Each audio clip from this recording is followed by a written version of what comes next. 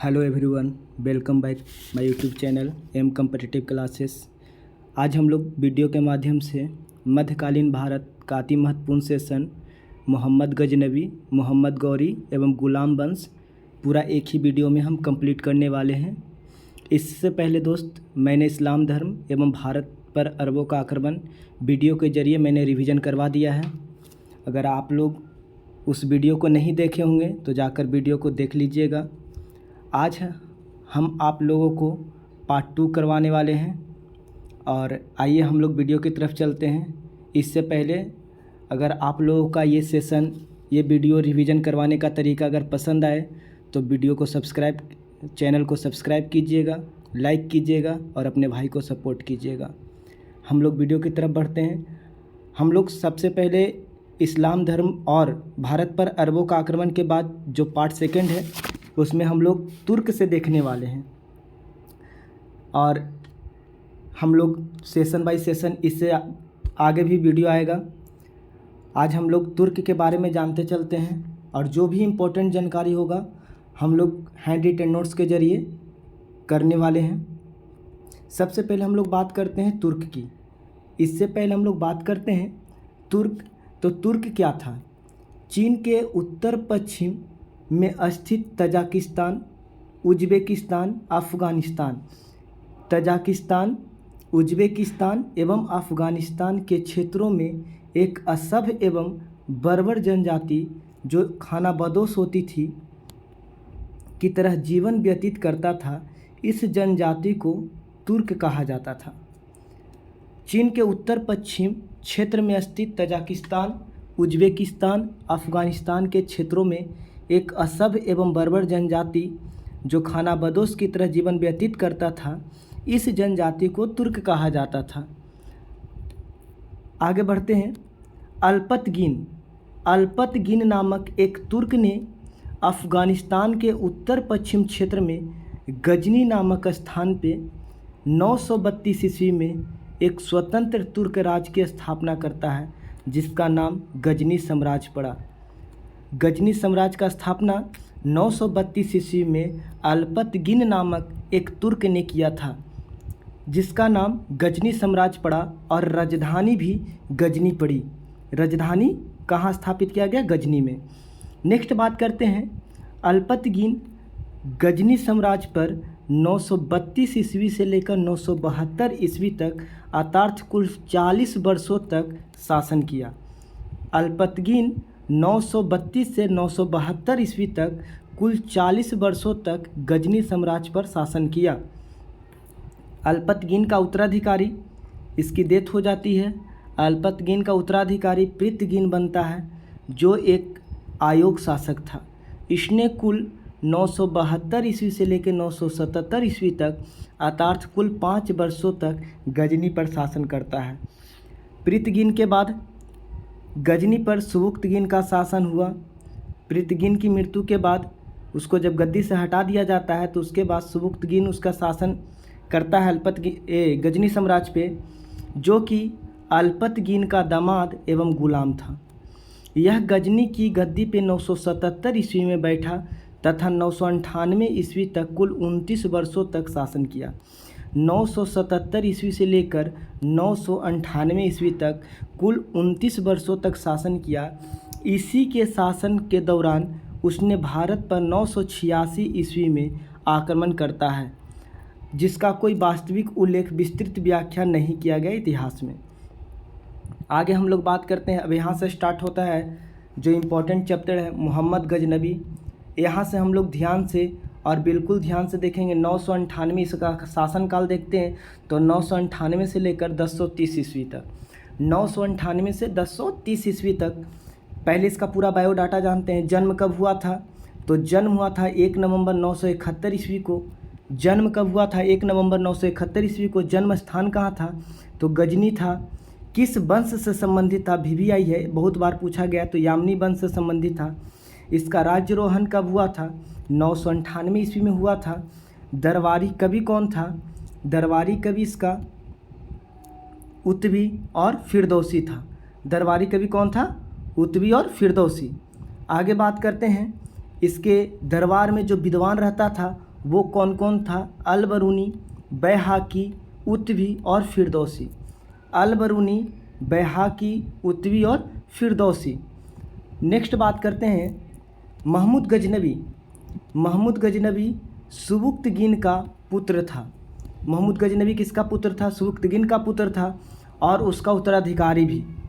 महमूद गजनवी का जन्म 1 नवंबर 971 ईस्वी को होता है। जैसा कि मैंने आप लोग को पहले बताया, 1 नवंबर 971 ईस्वी को जन्म होता है। वह किस वंश से संबंधित था? तो आप लोग बताइएगा। यामनी वंश से संबंधित था। महमूद गजनवी का राजरोहन 998 ईस्वी में हुआ था। महमूद गजनी का राजरोहन 998 ईस्वी में हुआ था। महमूद गजनवी के दरबार में उत्वी तथा फिरदौसी जैसे दरबारी कवि रहते थे। नेक्स्ट, महमूद गजनवी भारत पर सबसे पहला आक्रमण आप लोग देखिएगा 1001 ईस्वी लुसेंट में देता है। 1000 ईस्वी, किसी बुक में 1000, किसी बुक में 1001 ईस्वी। तो ध्यान से देखिएगा, 1000 से लेके 1027 ईस्वी तक कुल 17 बार आक्रमण करता है। इस बात की जानकारी इतिहासकार इलियस के द्वारा हमें प्राप्त होती है। इस बात की जानकारी मोहम्मद गजनवी के द्वारा जो 17 बार भारत पर आक्रमण किया गया था, इस बात की जानकारी इतिहासकार इलियस के द्वारा हमें प्राप्त होता है। आक्रमण काल के दौरान प्रमुख 4 विद्वान महमूद गजनवी के साथ भारत आए थे, जो इस प्रकार हैं। अल-बरूनी, पहला कौन है? अल-बरूनी, दूसरा बैहाकी, तीसरा उत्वी, चौथा फिरदौसी। एक एक करके सबके बारे में हम लोग जानेंगे आगे।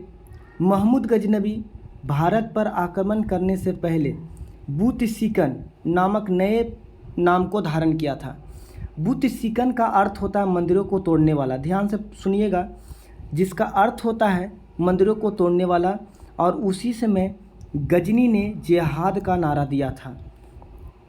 आगे बात करते हैं। महमूद गजनवी ने अपना पहला आक्रमण 1001 ईस्वी से सीमावर्ती इलाकों में किया, जिससे गजनवी को उतना अत्यधिक लाभ नहीं प्राप्त हुआ। पुनः उसने 1002 ईस्वी में पंजाब के हिंदू शाही शासक जयपाल पर आक्रमण करता है। 1002 ईस्वी में हिंदू शाही वंश का शासक जयपाल पर आक्रमण करता है और इस युद्ध में जयपाल पराजित हो जाता है। और जयपाल, जिसकी राजधानी बहिंद थी, उस पर गजनवी का अधिकार हो जाता है। जयपाल बार बार तुर्कों के हाथों पराजय होने के कारण वह सहन नहीं कर पाया और आग में कूदकर आत्महत्या कर ली।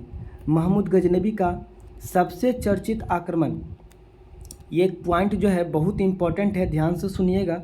महमूद गजनवी का सबसे चर्चित आक्रमण 16वां आक्रमण सोमनाथ मंदिर पर किया गया, जो भारत के गुजरात राज्य में है। पहले गुजरात को सौराष्ट्र के नाम से भी जानते थे, इसलिए अगर सौराष्ट्र भी दे ऑप्शन में तो सौराष्ट्र को लगाइएगा, टिक आउट कीजिएगा। वह भारत से लगभग 20 लाख दिनार की मूल्य की संपत्ति लेकर वापस लौट गया। 20 लाख दिनार। इस समय सौराष्ट्र का शासक, देखिए यहाँ पे सौराष्ट्र शब्द का यूज किया गया है। सौराष्ट्र का शासक भीमदेव प्रथम था, जो सोलंकी वंश का शासक था। जो समय शासन कर रहा था सौराष्ट्र पे, भीमदेव प्रथम था, जो कि सोलंकी वंश का शासन था, जो गजनवी के आक्रमण के डर से छोड़कर सौराष्ट्र भाग गया था। इस प्रकार भारत पर आक्रमण करने वाला पहला तुर्क मोहम्मद गजनवी था। क्वेश्चन 2 तरीके से आता है दोस्त। भारत पर आक्रमण करने वाला प्रथम मुसलमान मोहम्मद बिन कासिम। सेकंड क्वेश्चन आएगा, भारत पर आक्रमण करने वाला पहला तुर्क मोहम्मद गजनवी। नेक्स्ट है सोमनाथ मंदिर। इस समय भारत के गुजरात राज्य में है, जो पहले सौराष्ट्र के नाम से जाना जाता था। आगे बात करते हैं। नेक्स्ट, जो पहले सौराष्ट्र के नाम से जाना जाता था, यह अरब सागर के तट पर स्थित है। गुजरात किस सागर के तट पर स्थित है? अरब सागर के तट पर स्थित है। सोमनाथ मंदिर का निर्माणकर्ता चंद्रदेव को माना जाता है। सोमनाथ मंदिर भगवान शिव को समर्पित है। क्वेश्चन हमेशा पूछ देता है कि सोमनाथ मंदिर किस भगवान, किस देवता को समर्पित है, तो शिव भगवान को समर्पित है। इस मंदिर का पुनर्निर्माण लगभग 5 बार हो चुका है। लगभग 5 बार हो चुका है पुनर्निर्माण, जिसमें अंतिम पुनर्निर्माण सरदार वल्लभ भाई पटेल के नेतृत्व में किया गया था। महमूद गजनवी सोमनाथ मंदिर पर आक्रमण के दौरान लगभग 50,000 ब्राह्मणों की हत्या कर शिवलिंग तथा मंदिरों को तोड़ दिया था। आया था, बहुत लूटपाट मचाया था, 50,000 ब्राह्मणों की हत्या कर दिया गया था, 20 लाख दिनार संपत्ति हाथ लगा था। जब महमूद गजनवी अपना सामान लेकर वापस जा रहा था, तभी रास्ते में जाटों ने गजनी की सेना पर आक्रमण कर के कुछ धन संपत्ति लूट लेते हैं तथा काफ़ी क्षति पहुंचाते हैं। इससे नाराज होकर महमूद गजनवी ने 17वां आक्रमण एवं अपना अंतिम आक्रमण, ये ध्यान में रखिएगा, बहुत बार क्वेश्चन पूछता है कि महमूद गजनवी के द्वारा सबसे लास्ट आक्रमण कहाँ किया गया था, तो जाटों के विरुद्ध किया गया था। कब किया गया था? 1027 ईस्वी में किया गया था, 1027 ईस्वी में। और इस युद्ध में मोहम्मद गजनवी की विजय हुई थी। मोहम्मद गजनवी इस युद्ध में क्या हो गया था? विजय हुआ था और वह वापस गजनी लौट गया था तथा वहाँ उसकी मृत्यु 1030 ईस्वी में हो जाती है। मोहम्मद गजनवी की मृत्यु 1030 ईस्वी में हो जाती है। आगे बात करते हैं, उसके साथ जो इतिहासकार था, जो दरबारी कवि थे, अल-बरूनी। नेक्स्ट बात करते हैं अल-बरूनी के बारे में जानते हैं। किताब उल हिंद नामक किताब की रचना करता है। इस किताब की रचना 11वीं सदी के पूर्वार्ध में किया गया था। 11वीं सदी। इस पुस्तक का दूसरा नाम तहकीके हिंद था। किताब उल हिंद बोलिए या तहकीके हिंद बोलिए, जिसका वास्तविक अर्थ भारत का खोज होता है, जिसका वास्तविक अर्थ भारत का खोज होता है। बात करते हैं इस अल-बरूनी की इस बुक में, किताब उल हिंद नामक पुस्तक में राजपूताना कालीन समाज, सांस्कृतिक, राजनीतिक तथा आर्थिक सांस्कृतिक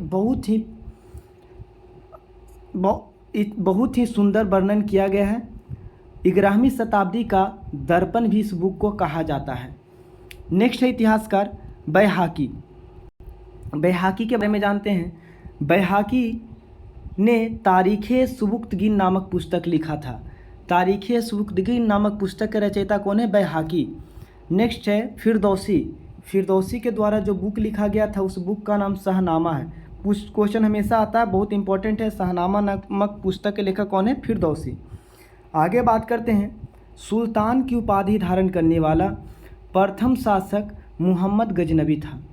सुल्तान की उपाधि धारण करने वाला प्रथम शासक मोहम्मद गजनवी था। बगदाद के खलीफा अल आदिर बिल्लाह के द्वारा, बगदाद के खलीफा होता है अल आदिर बिल्लाह के द्वारा महमूद गजनवी को पद को मान्यता प्रदान करते हुए यामीन उद्दौला एवं यामीन उन मिल्लाह की उपाधि प्रदान करता है। बहुत ही इंपॉर्टेंट क्वेश्चन है, हमेशा पूछा गया है कि निम्नलिखित में से किस देश के खलीफा के द्वारा महमूद गजनवी के पद को मान्यता प्रदान करते हुए यामीन उद्दौला तथा यामीन उन मिल्लाह की उपाधि प्रदान किया गया? तो आप आंसर लगाइएगा अल आदिर बिल्लाह के द्वारा। अब जो आगे पढ़ना है हम लोग को, मोहम्मद गौरी के बारे में हम लोग जानकारी प्राप्त करेंगे। मोहम्मद गौरी, इससे पहले इसका पूरा डिटेल जानेंगे। इसका वास्तविक नाम क्या था? मोइजुद्दीन मोहम्मद बिन शाम। बचपन का नाम क्या था? शाहाबुद्दीन। प्रचलित नाम क्या था? जो हम लोग जानते हैं मोहम्मद गौरी, प्रचलित नाम क्या था? मोहम्मद गौरी। किस वंश का था? सांसवनी वंश का था, गौर वंश का था। किस वंश का था? सासमनी वंश या गौर वंश। आगे बात करते हैं, जिस तरीके से मोहम्मद गजनवी के बारे में बताए थे, गजनवी किस वंश का था? तो यामिनी वंश का था। मोहम्मद गौरी किस वंश का था? तो सासमनी वंश या गौर वंश का। पिता का नाम क्या था? बहाबुद्दीन। पिता का नाम बहाबुद्दीन। बड़े भाई का नाम गयासुद्दीन। बड़े भाई का नाम क्या था? गयासुद्दीन। आगे इसके बारे में जानते हैं। गौर प्रदेश जो था एक पहाड़ी क्षेत्र था जो गजनी तथा हेरात के बीच स्थित था। वर्तमान में यह क्षेत्र अफगानिस्तान में स्थित है। गौर प्रदेश पर पररम में गजनी साम्राज्य का अधिकार था।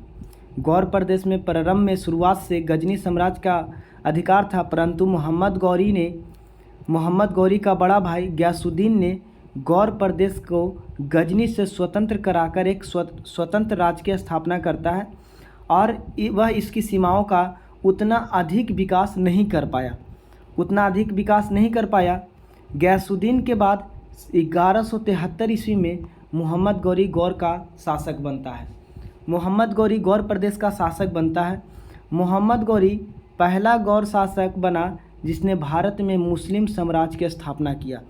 अगर क्वेश्चन पूछे, ऐसे बहुत सारे मुस्लिम शासक आए जिनका मुख्य उद्देश्य सिर्फ प्रचार प्रसार करना था इस्लाम धर्म का एवं धन संपत्ति लूटना था, परंतु मोहम्मद गौरी पहला सुल्तान था, पहला ऐसा शासक था जिसने भारत में इस्लाम साम्राज्य की स्थापना करता है। इसने भारत अभियान के दौरान भारत में गोमल दर्रे के रास्ते पाकिस्तान अफ़गानिस्तान में प्रवेश किया। गोमल दर्रा कहाँ है? पाकिस्तान और अफ़गानिस्तान, ठीक है ना। हमेशा पूछता है कि मोहम्मद गजनबी किस दर्रे के द्वारा पाकिस्तान अफ़गानिस्तान में प्रवेश करता है, तो आपका गोमल दर्रा हो जाएगा। मोहम्मद गौरी का आक्रमण के बारे में जानेंगे। मोहम्मद गौरी ने अपना पहला आक्रमण 1175 ईस्वी में मुल्तान पर किया था, जहाँ पहले करमाथियों का शासन था। इस आक्रमण में गौरी विजयी होता है। मोहम्मद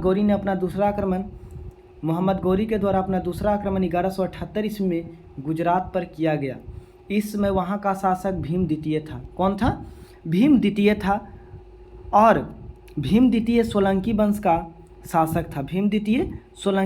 शासक था जिसकी राजधानी अनहिलवाड़ा थी। गौरी तथा भीम द्वितीय के बीच गुजरात के पाटन नामक स्थान पे, बहुत इंपॉर्टेंट क्वेश्चन है, पूछता है हमेशा क्वेश्चन कि गौरी तथा भीम द्वितीय के बीच किस स्थान पे घमासान युद्ध हुआ था, तो पाटन नामक स्थान पे घमासान युद्ध होता है, जिसमें मोहम्मद गौरी को पराजित होना पड़ता है और वापस गौर प्रदेश लौट जाता है। होता क्या है, गौरी 1179 ईस्वी में पेशावर पर आक्रमण करता है। पेशावर जो अभी पाकिस्तान में है, 1179 ईस्वी में पेशावर पर आक्रमण किया तथा विजय प्राप्त होता है। आगे बात करते हैं। गौरी पेशावर के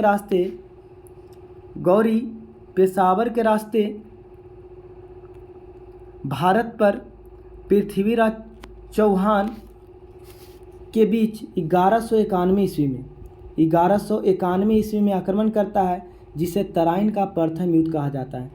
मोहम्मद गौरी और पृथ्वीराज चौहान के बीच में प्रथम लड़ाई होता है 1191 ईस्वी में, जिसे तराइन के प्रथम युद्ध के नाम से जानते हैं। इस युद्ध में भी गौरी बुरी तरह पराजित होता है तथा जख्मी होकर वापस गौर प्रदेश लौट जाता है। तराइन का मैदान कहाँ है? तो हरियाणा के हिसार जिला में स्थित है। बहुत बार क्वेश्चन पूछा है।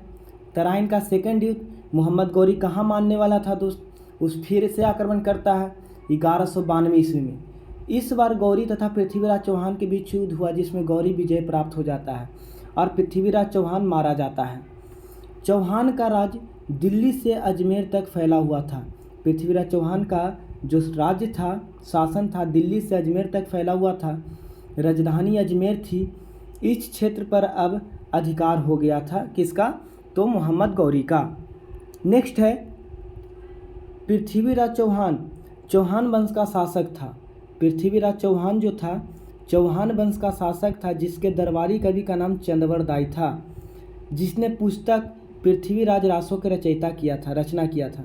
क्वेश्चन पूछता है कि पृथ्वीराज रासो के रचयिता कौन है? चंदवर दाई। और चंदवर दाई किसका दरबारी कवि था? पृथ्वीराज चौहान का, जिसके प्रथम भाग में चंदवर दाई तथा दूसरे भाग में पृथ्वीराज चौहान का वर्णन मिलता है। नेक्स्ट है कनौज का शासक जयचंद था, जो गढ़वाल वंश से संबंध रखता था। इसकी राजधानी वाराणसी काशी थी। जयचंद की पुत्री संयोगता के अपहरण के कारण कनौज के शासक जो था जयचंद तथा पृथ्वीराज चौहान के बीच गहरी शत्रुता थी। होता क्या है, इस युद्ध में, तराइन का सेकंड युद्ध में, मोहम्मद गौरी का साथ जयचंद दे देता है। जयचंद का साथ मिल जाता है और इस मौका का फ़ायदा उठाकर मोहम्मद गौरी विजयी बन जाता है, विजयी हो जाता है। नेक्स्ट है चंदावर का युद्ध। चंदावर का युद्ध 1194 ईस्वी में गौरी एवं जयचंद के बीच हुआ था, जिसमें जयचंद मारा गया एवं गौरी विजय हुआ था। गौरी विजय हुआ था। जयचंद कनौज का राजा था, जिस राज पर गढ़वाल वंश यानी राठौर वंश, इस वंश का अंतिम शासक जयचंद था। कौन था? जयचंद था। जयचंद की पुत्री संयोगता थी। जयचंद की पुत्री का नाम क्या था? संयोगता थी, जिसके अपहरण के कारण चौहान वंश तथा जयचंद के बीच गहरी दुश्मनी थी और इसकी राजधानी जो थी, जयचंद की राजधानी थी वाराणसी, काशी थी। आगे बात करते हैं बख्तियार खिलजी। बख्तियार खिलजी कुतुबुद्दीन ऐबक का सहयोगी था, जिसने 1201 ईस्वी में बिहार को तथा 1204 से 5 ईस्वी में बंगाल को पराजित कर दिया था। इस समय बंगाल के शासक लक्ष्मण सेन, जो सेन वंश का अंतिम शासक था, जिसकी राजधानी लखनऊती थी। लक्ष्मण सेन बंगाल का अंतिम हिंदू शासक था। लक्ष्मण सेन बंगाल का अंतिम हिंदू शासक था। बख्तियार खिलजी ने बिहार में स्थित नालंदा विश्वविद्यालय तथा विक्रमशिला विश्वविद्यालय को ध्वस्त कर दिया था। नालंदा विश्वविद्यालय की स्थापना कुमारगुप्त के द्वारा किया जाता है, जो गुप्त वंश का शासक था, जबकि विक्रमशिला विश्वविद्यालय पाल वंशीय शासक धर्मपाल के द्वारा करवाया जाता है 8वीं शताब्दी में। कब? 8वीं शताब्दी में। आगे बात करते हैं मोहम्मद गौरी ने अपना अंतिम आक्रमण 1205 में पंजाब के खोखर जनजाति के विरुद्ध किया था, जिसमें खोखर जनजाति पराजित हुए थे एवं अधिकांशतः मारे गए थे। अब आगे बात करते हैं, देखिए दोस्त, सल्तनतकार दिल्ली सल्तनत के बारे में बात करते हैं। दिल्ली सल्तनत जिसमें 5 राजवंशों ने शासन किया था। दिल्ली सल्तनत पर कितने राजवंशों ने शासन किया था? 5 राजवंशों ने शासन किया था। गुलाब खिला तुम सुगंध लो। क्या था? गुलाब खिला तुम सुगंध लो। गुलाब खिला तुम सुगंध लो, ये ट्रिक है। गुलाम वंश, खिलजी वंश, गुलाब खिला तुम तुगलक वंश, सैयद वंश, लोधी वंश। हम लोग सबसे पहले आज जो कंप्लीट करने वाले हैं गुलाम वंश पूरा कंप्लीट कर लेंगे और इसके नेक्स्ट वीडियो में हम लोग आगे की वंशों के बारे में हम लोग पूरा डिटेल जानेंगे। गुलाम वंश को ममलुक वंश के भी नाम से जाना जाता है। इंग्लिश में इसे स्लेव डायनेस्टी कहा जाता है। स्लेव डायनेस्टी कहा जाता है। नेक्स्ट है 1206 से 1210 ईस्वी तक कुतुबुद्दीन ऐबक के द्वारा शासन किया जाता है। कुतुबुद्दीन ऐबक के द्वारा आगे बात करते हैं। नेक्स्ट, कुतुबुद्दीन ऐबक तुर्क जाति से संबंध रखता था एवं मोहम्मद गौरी का गुलाम था। कुतुबुद्दीन ऐबक तुर्क जनजाति से संबंधित रखता था और मोहम्मद गौरी का गुलाम था। ऐबक तुर्की भाषा का एक ऐसा शब्द है, जो ऐबक लास्ट में जो सरनेम लगा हुआ है, तुर्की भाषा का एक ऐसा शब्द है जिसका अर्थ होता है चंद्रमा का देवता। क्या होता है? चंद्रमा का देवता।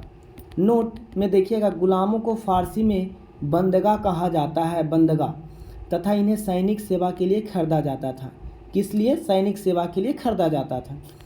कुतुबुद्दीन ऐबक ने 4 प्रमुख उपाधियां धारण किया था, जो निम्नलिखित है। पूरा हम लोग डिटेल से जानेंगे।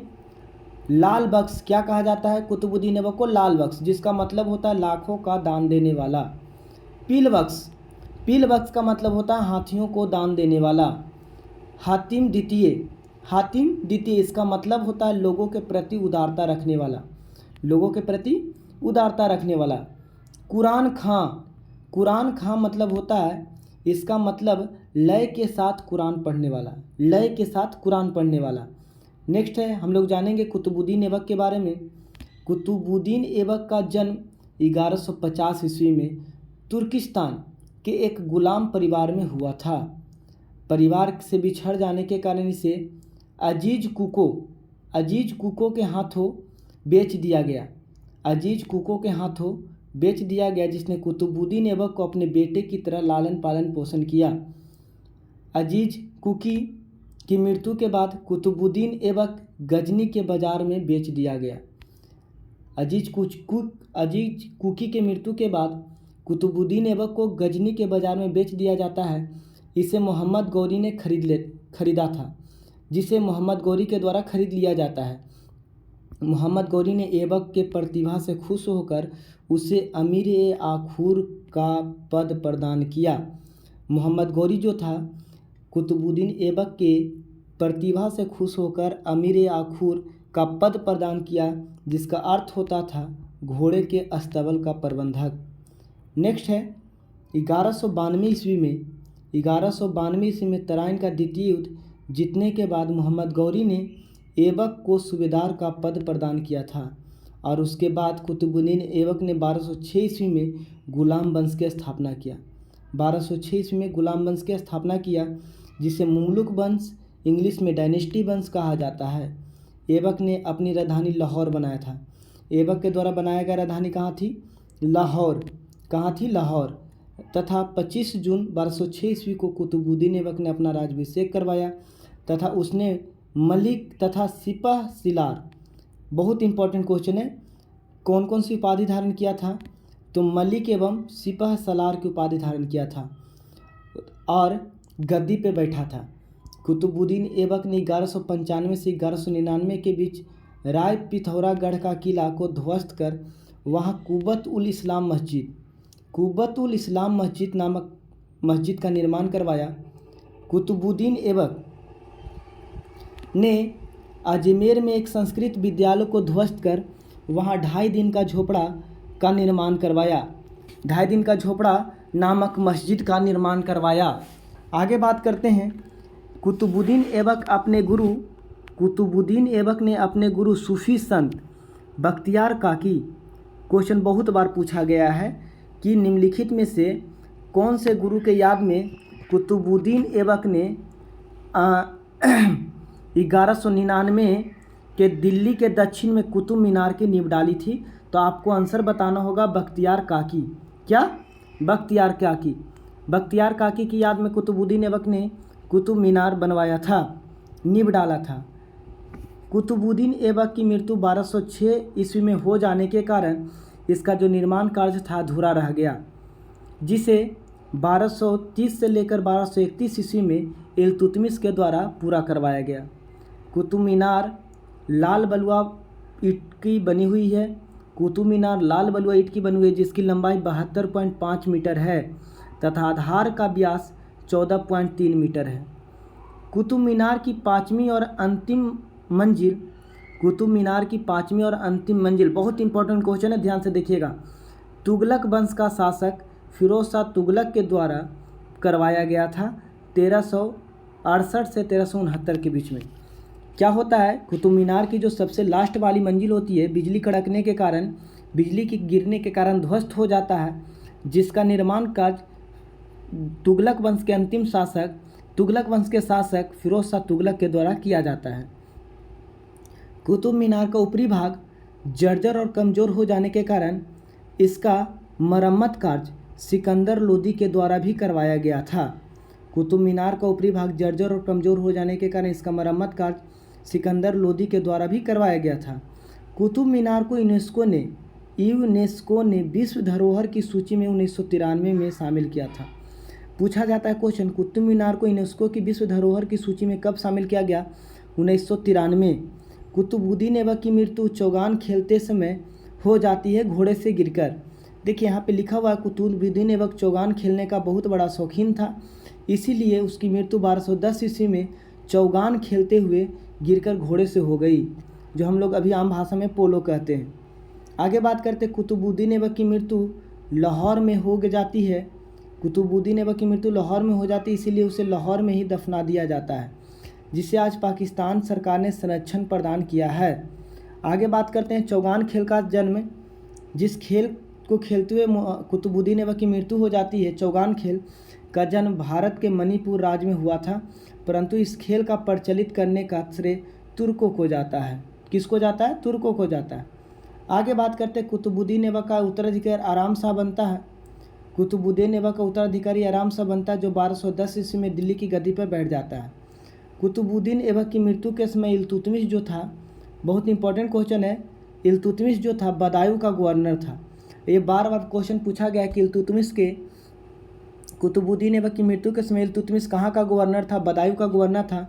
इसीलिए आराम शाह को दिल्ली की शासक बनाया गया था। इसके कारण चारों तरफ अशांति एवं विद्रोह का माहौल कायम हो गया था। अशांति एवं विद्रोह 1211 ईस्वी में इल्तुतमिश तथा आराम शाह के बीच दिल्ली के निकट जड़ नामक स्थान पर जूद नामक युद्ध हुआ था। 1211 ईस्वी में इल्तुतमिश एवं आराम शाह के बीच दिल्ली के निकट जड़ नामक स्थान पे, किस नामक स्थान पे? जड़ नामक स्थान पे जूद नामक युद्ध होता है, जिसमें आराम शाह पराजित हो जाता है और मारा जाता है।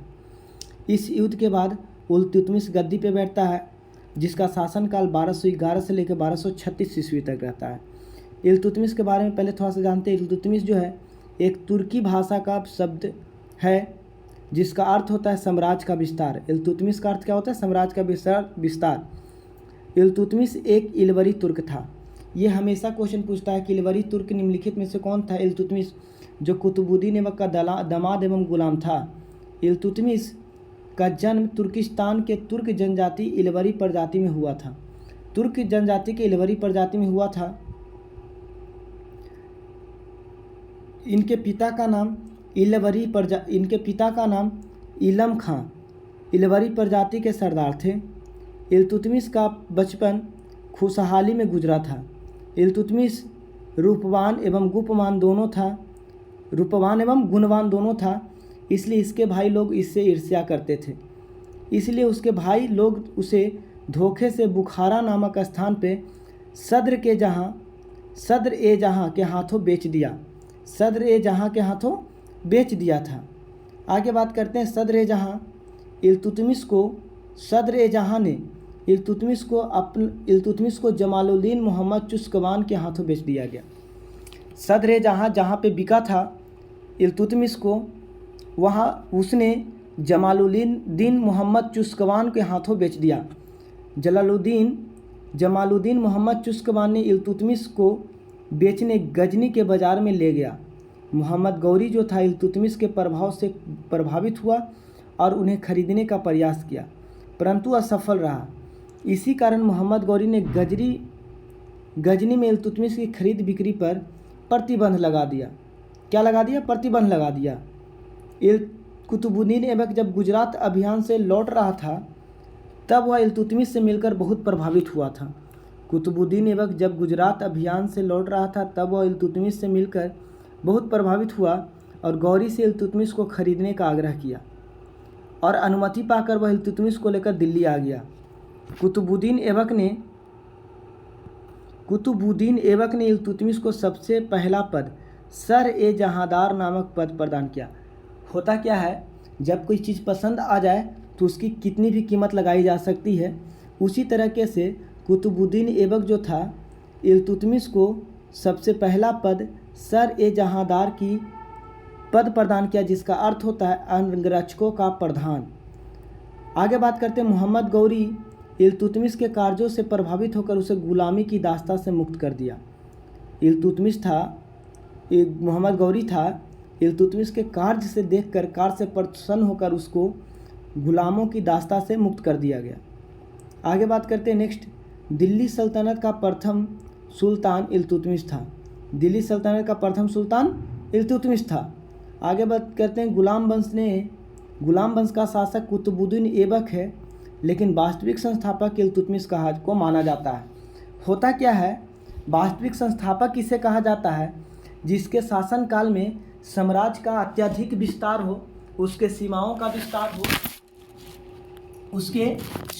विस्तार हो, उसे ही वास्तविक संस्थापक कहा जाता है। बात करते हैं जिस तरीके से मुगल वंश का संस्थापक बाबर था, लेकिन वास्तविक संस्थापक अकबर को माना जाता है। इल्तुतमिश 4 प्रमुख उपाधियां प्रदान करता है, जो निम्नलिखित है: ईश्वर की भूमि का रक्षक, ईश्वर के सेवक का सहायक, सुल्तान आजम, आमिर उल उमरा। इल्तुतमिश के द्वारा प्रमुख कार्य किया गया। इल्तुतमिश ने सर्वप्रथम दिल्ली के उम्मीरों की शक्ति को नष्ट कर दिया, ताकि वे लोग कभी उसके खिलाफ विद्रोह न कर सकें। इल्तुतमिश जो था, दिल्ली में जितने भी अमीर लोग थे उसके शक्ति को नष्ट कर दिया, ताकि उसके खिलाफ कोई विद्रोह न खड़ा कर सके। नेक्स्ट है, इल्तुतमिश ने 1231 ईस्वी में सुल्तानगढ़ी नामक मकबरा का निर्माण करवाया था? सुल्तानगढ़ी नामक मकबरा का निर्माण इल्तुतमिश के द्वारा करवाया गया था। इस तरह भारत में प्रथम मकबरा बनाने का श्रेय भी इल्तुतमिश को ही जाता है। आगे बात करते हैं, मध्य एशिया का शासक ख्वारिज्म शाह का पुत्र मंगवर्णी ने इल्तुतमिश से शरण मांगा था। मध्य एशिया का शासक ख्वारिज्म शाह का पुत्र मंगवर्णी ने इल्तुतमिश से शरण मांगा, परंतु इल्तुतमिश ने इनकार कर दिया क्योंकि उसका पीछा चंगेज खां कर रहा था। चंगेज खां को खुदा का कहर कहा जाता है, बहुत ही अत्यंत क्रूर टाइप का था। कोई इसके पास दया नाम की चीज़ थी ही नहीं। चंगेज खां मंगोल का शासक था। चंगेज खां मंगोल का शासक था। मंगवर्णी का पीछा करते हुए 1221 को भारत में प्रवेश कर गया। 1221 ईस्वी में भारत में प्रवेश कर गया, परंतु इल्तुतमिश ने उसका विरोध नहीं किया। परिणामतः चंगेज खां 6 महीने के बाद वापस लौट गया। होता क्या है, इल्तुतमिश ने 40 गुलाम सरदारों का संगठन बनाया। 40 गुलाम सरदारों का संगठन बनाया जिसे तुर्कान चिहलगानी कहा गया। तुर्कान चिहलगानी 40 सरदारों का, 40 गुलाम सरदारों का संगठन। इल्तुतमिश ने अपनी राजधानी लाहौर से दिल्ली स्थानांतरित कर लिया था। जिस समय कुतुबुद्दीन ऐबक था शासनकाल में, वो अपनी राजधानी लाहौर स्थापित कर रखा था। जैसे ही इल्तुतमिश आता है, अपनी राजधानी को लाहौर से दिल्ली स्थानांतरित कर लेता है। क्वेश्चन पूछा गया है कि प्रथम सुल्तान या प्रथम दिल्ली सल्तनत का शासक जिसने अपनी राजधानी को लाहौर से दिल्ली स्थानांतरित किया था, तो इल्तुतमिश हो जाएगा। आगे बात करते हैं, इल्तुतमिश ने अपने पहले शासनकाल में एकता प्रणाली का प्रचलन करवाया। एकता प्रणाली जिसका अर्थ होता है भूमि, जिसका अर्थ होता है भूमि। इल्तुतमिश ने 1229 ईस्वी को बगदाद के खलीफा अल मुंतसिर बिल्लाह से सुल्तान का वैधानिक स्वीकृति प्रदान करता है। सुल्तान का वैधानिक स्वीकृति प्रदान करता है। आगे बात करते हैं, इल्तुतमिश ने शुद्ध अरबी सिक्के के साथ चांदी के टंका, इल्तुतमिश के द्वारा शुद्ध अरबी सिक्के के साथ चांदी का टंका तथा तांबे का जीतल भी चलाया गया, जो 175 ग्रेन का होता था। 175 ग्रेन का होता था। नेक्स्ट क्वेश्चन है, नेक्स्ट देखिएगा, इल्तुतमिश के शासनकाल में न्याय मांगने वाला लाल वस्त्र पहनकर घंटी बजाता था और सुल्तान के सामने फरियाद करता था, क्योंकि उस समय न्याय का प्रतीक लाल रंग को माना जाता था। न्याय का प्रतीक लाल रंग को माना जाता था। आगे बात करते हैं, इल्तुतमिश ने दीवान कजा आर्थिक मामलों की देखरेख के लिए तथा दीवान वजारत मंत्रियों का प्रधान एवं दीवान वजारत यानी कि दीवान वजारत मंत्रियों का प्रधान और दीवान कजा यानी आर्थिक मामलों की देखरेख करने वाला बनाया। इल्तुतमिश ने वजीर पद का सृजन किया था। इल्तुतमिश ने वजीर पद, जिसका मतलब होता था प्रधानमंत्री। आज भी पाकिस्तान में प्रधानमंत्री को वजीर आलम कहा जाता है। बात करते हैं इल्तुतमिश के शासनकाल में जोधपुर में अतारकीन नामक दरवाज़ा का निर्माण करवाया गया था। कौन से दरवाज़ा का नाम? अतारकीन। इल्तुतमिश अपनी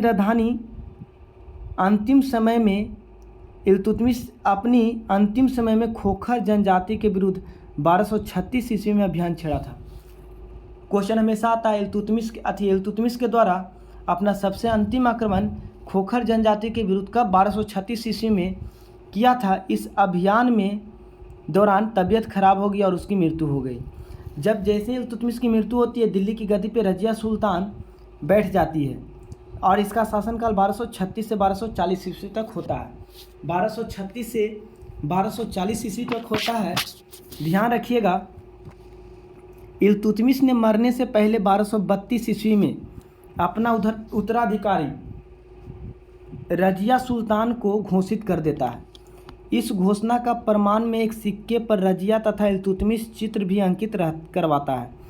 रजिया का स्त्री होने के कारण उलमा, मौलवी से ऊंचा पद, उलमा किसको कहा जाता है? जो मौलवी लोग से ऊंचा पद होता है, ने उसका विरोध किया, जिसका लाभ उठाकर शाह तुर्कान ने अपने पुत्र रुकनुद्दीन फिरोज को दिल्ली का सुल्तान बना दिया।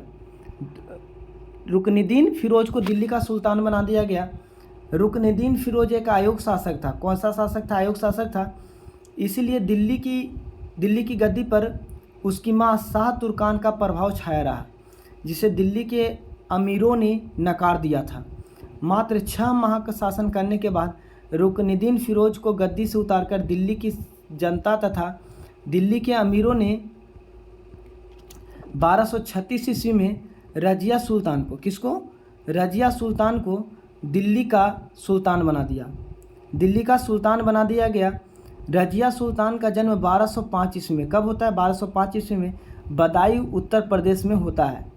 पिता का नाम इल्तुतमिश और माता का नाम कुतुब बेगम। रजिया सुल्तान बनते ही वह स्वतंत्र पूर्वक रजिया जैसी सुल्तान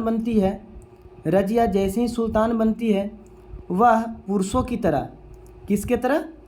पुरुषों की तरह दरबार में पुरुषों की तरह पर्दा प्रथा त्याग कर काबा, कुर्ता तथा कुल्हा, पगड़ी या टोपी पहनकर खुले मुंह दरबार में जाने लगी। पर्दा प्रथा त्याग करने के कारण रजिया को शरिया कानून के विरुद्ध बताया गया। रजिया सुल्तान ने जमालुद्दीन या मोहम्मद याकूत को अमीर आखुर पद प्रदान किया था, जिसका अर्थ होता है घोड़े के स्तबल का प्रधान। अमीर आखुर जमालुद्दीन मोहम्मद याकूत को प्रदान किया था। चूँकि जमालुद्दीन मोहम्मद याकूत एक गैर तुर्क था, इसलिए तुर्क सामंतों ने रजिया का विद्रोह करना प्रारंभ कर दिया। सर्वप्रथम लाहौर के गवर्नर कबीर खान ने रजिया के विरुद्ध विद्रोह किया। लाहौर के गवर्नर कबीर खान ने रजिया के विरुद्ध सबसे पहले आंदोलन किया था।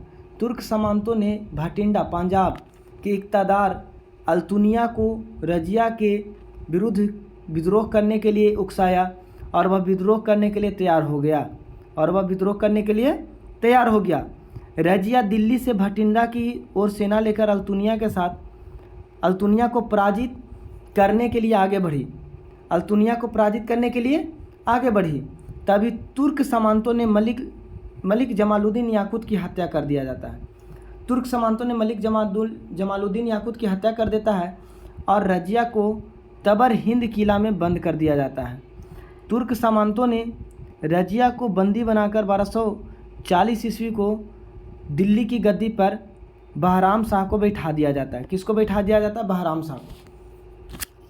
रजिया सुल्तान कैद से मुक्त होने के बाद अल्तुनिया के साथ एक समझौता करता है और उससे विवाह कर दोबारा गद्दी प्राप्त करने के लिए अल्तुनिया को सर्वोत्तम समर्थन प्राप्त करता है।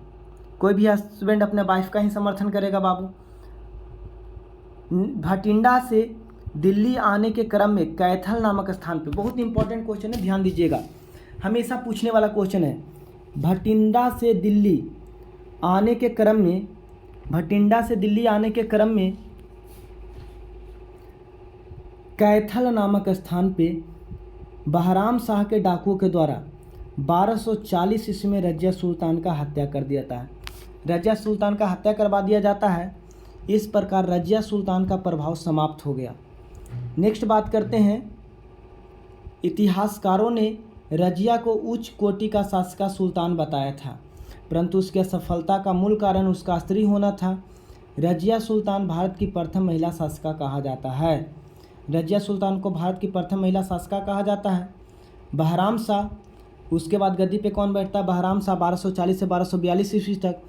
बहराम शाह कौन था? इल्तुतमिश का पुत्र था और रजिया सुल्तान का भाई था। इसे तुर्क अमीरों ने 1240 ईस्वी को दिल्ली का सुल्तान बनाया। तुर्क अमीरों ने बहराम शाह के सामने एक शर्त रखा, जिसमें कहा गया कि सुल्तान अपनी शक्ति तथा अधिकार का प्रयोग नहीं करेंगे, उनके स्थान पर यह कोई नायाब करेगा। तुर्क अमीरों ने सुल्तान की शक्ति को कम करने के लिए नायाब पद का सृजन किया। कौन सा पद? नायाब पद का सृजन किया, जिस पद पर बहराम शाह के समय एल्तगिन को नियुक्त किया गया।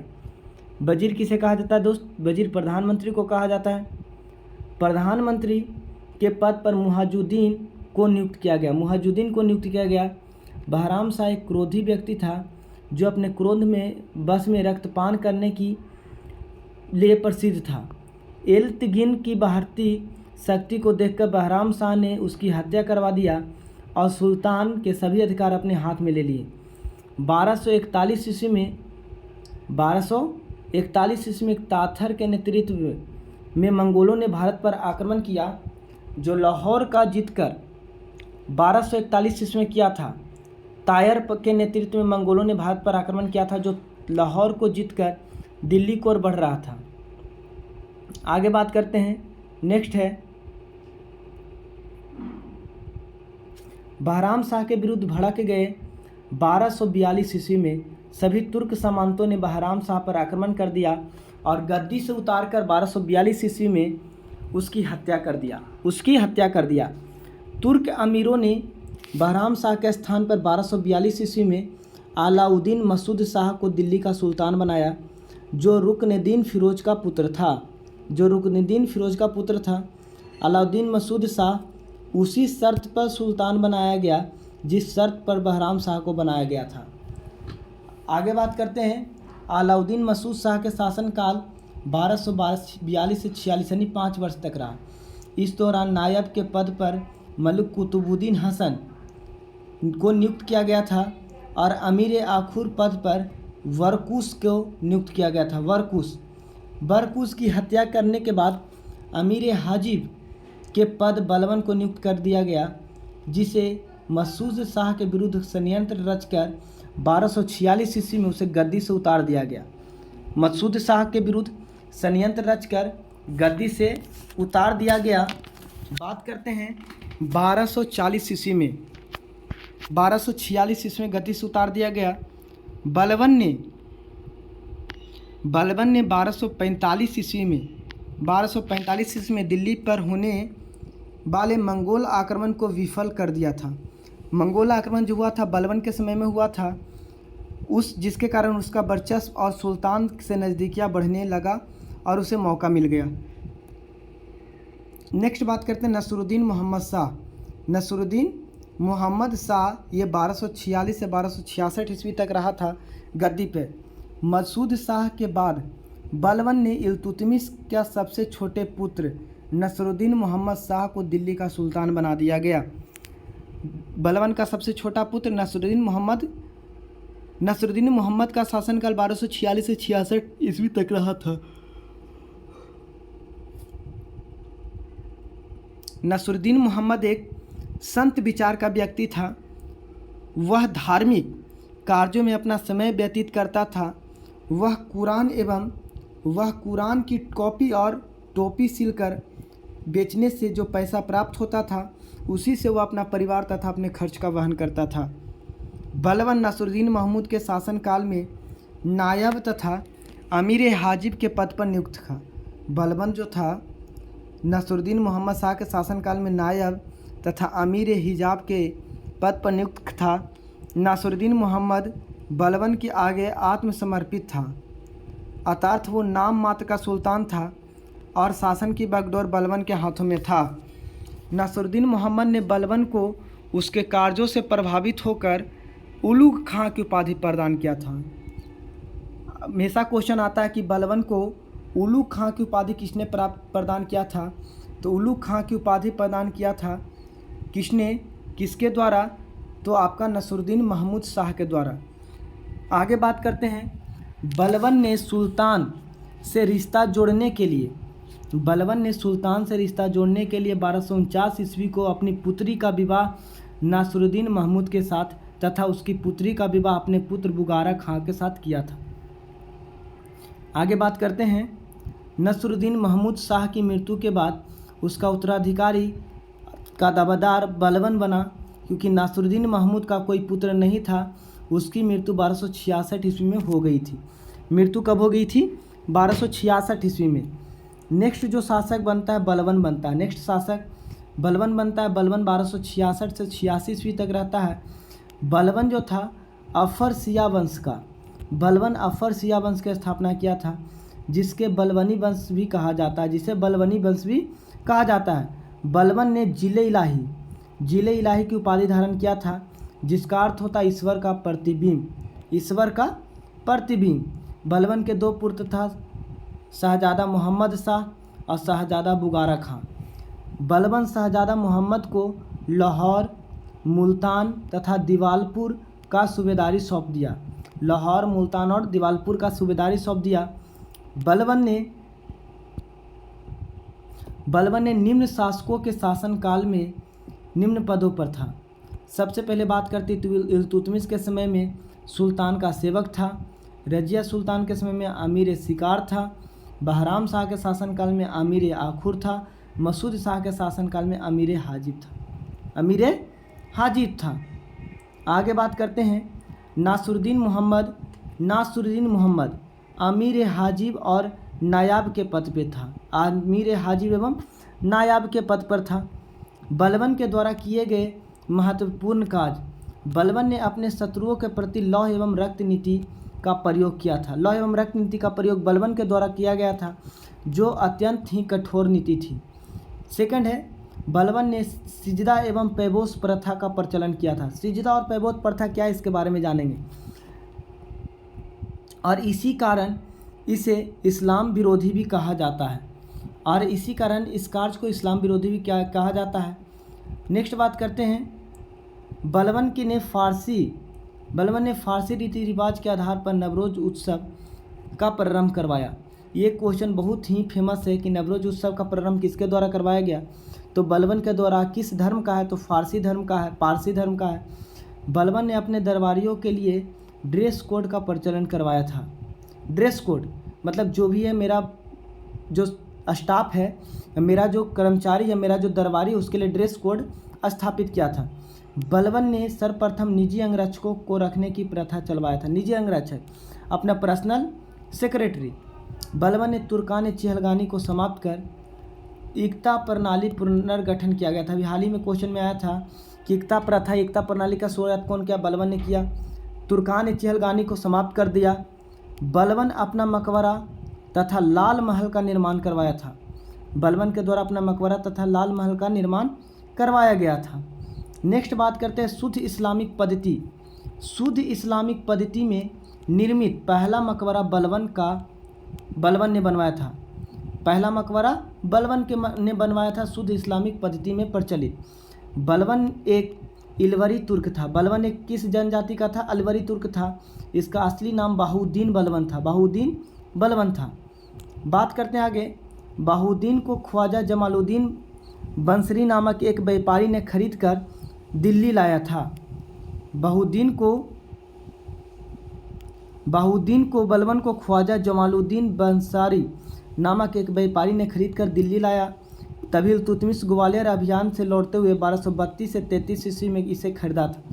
बलबन इल्तुतमिश का गुलाम था। बलबन किसका गुलाम था, इल्तुतमिश का गुलाम था।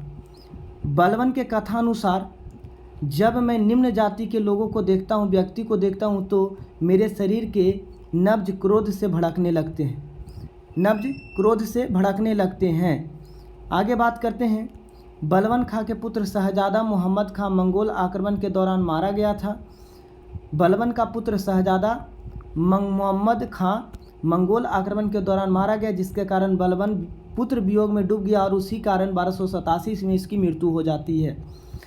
ठीक है, नेक्स्ट जितना भी क्वेश्चन है आगे बात करते हैं। 1290 ईस्वी में देखिए, उसके बाद कैकूबाद 1287 में दिल्ली का सुल्तान बनता है। 1287 में दिल्ली का सुल्तान बनता है। उसके बाद 1290 ईस्वी से लकवा का शिकार हो जाने के कारण उसके छोटे पुत्र शमसुद्दीन कैमूर्स को दिल्ली का सुल्तान बना दिया जाता है। उस समय उसकी आयु 4 से 5 वर्ष की थी। क्वेश्चन हमेशा आता है, क्या आता है कि गुलाम वंश का अंतिम शासक कौन था, तो गुलाम वंश का अंतिम शासक शमसुद्दीन कैमूर्स को माना जाता है या शमसुद्दीन कैमूर्स को कहा जाता है। अगर आप लोग को वीडियो पसंद आए तो लाइक कीजिएगा, सब्सक्राइब कीजिएगा, सपोर्ट कीजिएगा। और इसका नेक्स्ट पार्ट खिलजी वंश, सैयद वंश, लोदी वंश, इसका नेक्स्ट पार्ट अगले वीडियो में हम प्रोवाइड करवाने की कोशिश करेंगे। तब तक के लिए थैंक यू।